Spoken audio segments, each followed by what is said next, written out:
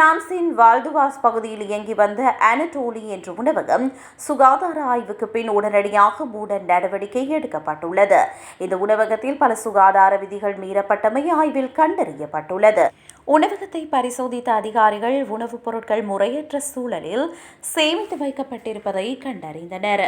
மேலும் சுகாதார அபாயங்களை கட்டுப்படுத்துவதில் தோல்வி, காற்றில் பரவும் மாசு மற்றும் பதப்படுத்தப்பட்ட உணவுகளின் வெப்பநிலையை கண்காணிப்பதில் குறைபாடுகள் இருந்தமை தெரியவந்துள்ளது. உணவகத்தின் வளாகம், உபகரணங்கள் மற்றும் விநியோக பகுதிகளில் மிகவும் அழுக்கடைந்தும் பராமரிப்பின்றியும் காணப்பட்டன.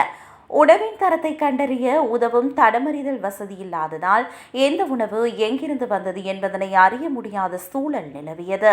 குறிப்பாக உணவகத்தின் உறைவிப்பான்களில் லேபிள்கள் இல்லாத உணவுப் பொருட்கள் மற்றும் இறைச்சிகள் கண்டறியப்பட்டன. சில இறைச்சிகள் பாதுகாப்பான வெப்பநிலையில் இல்லை என்பது ஆய்வில் உறுதி செய்யப்பட்டது.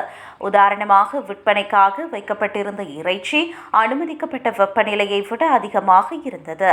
உணவகத்தின் சமையல் உபகரணங்கள் மிகவும் பழையதாகவும் அழுக்காகவும் இருந்தன. இத்தகைய சுகாதார குறைபாடுகள் வாடிக்கையாளர்களுக்கு நச்சுத்தன்மை அல்லது நுண்ணுயிர் தொற்று மற்றும் உணவு நச்சுத்தன்மையை ஏற்படுத்தும் அபாயத்தை உருவாக்குவதாக அதிகாரிகள் எச்சரித்துள்ளனர்.